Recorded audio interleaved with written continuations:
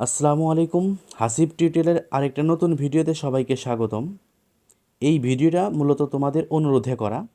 আমি নিজেও দেখলাম অনেকেই এই বিষয়ে ভিডিও দিয়েছে, কিন্তু তাদের ভিডিওতে প্রচুর ভুল।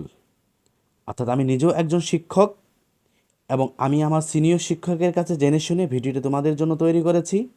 আশা করি তোমরা অনেক উপকৃত হবে এবং তোমরা উপকৃত হলে এই ভিডিওটা অবশ্যই শেয়ার দিবে, অন্যদের দেখার সুযোগ করে দিবে।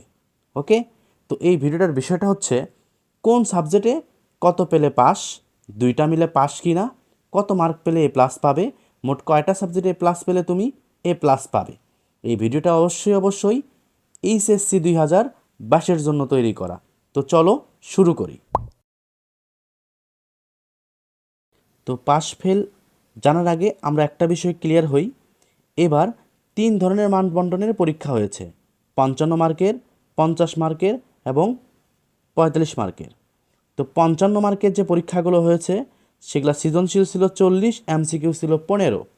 সৃজনশীলে 40-এ তোমাকে পেতে হবে 13.33, এমসিকিউ পাইতে হবে 5। এটা হলো পাস মার্ক। আর এ প্লাস পাইতে গেলে তোমাকে 44 মার্ক পেতে হবে।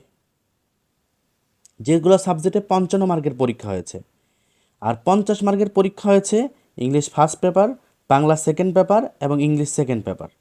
তো এগুলাতে পাস মার্ক হচ্ছে 16.67 মার্ক, অর্থাৎ 17। আর এগুলা এ প্লাস পাইতে গেলে তোমাকে 40 পাইতে হবে। এরপর হচ্ছে 45 মার্কের যে পরীক্ষা হয়েছে সেটা সিকিউ, এটা ব্যবহারিক যুক্ত। এটার সিকিউ হচ্ছে 30, এমসিকিউ হচ্ছে 15 আর ব্যবহারিক।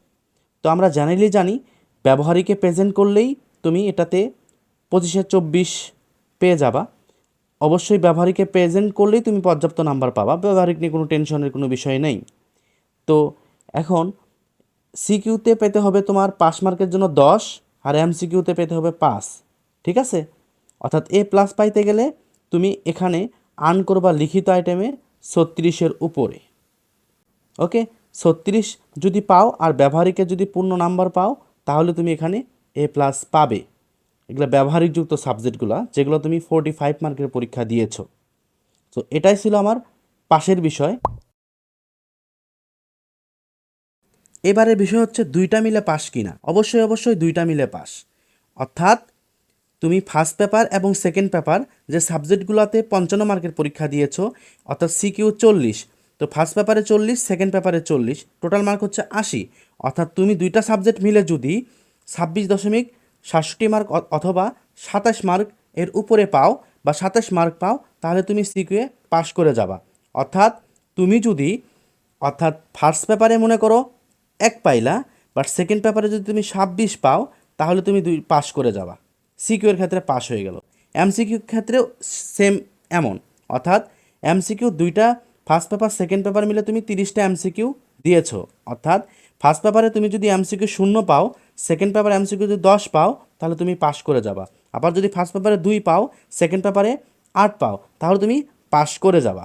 ঠিক আছে, অর্থাৎ তোমার পাসটা কাউন্ট হবে দুইটা সাবজেক্ট মিলে।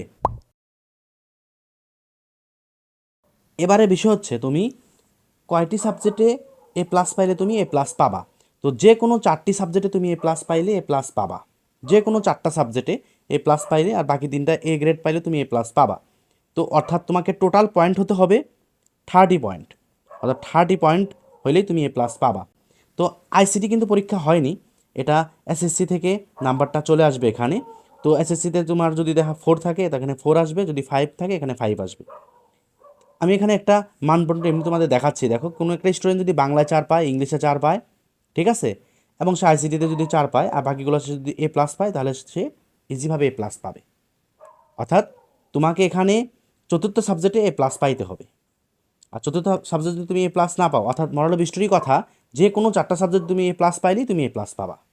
ওকে, আশা করি আমাদের ভিডিওটা তোমাদের ভালো লাগছে। যদি ভালো লেগে থাকে অবশ্যই আমাদের চ্যানেলটাকে সাবস্ক্রাইব করো। সকলকে ধন্যবাদ, ভালো থাইকো, ভালোভাবে পরীক্ষা দিও। আল্লাহ হাফেজ।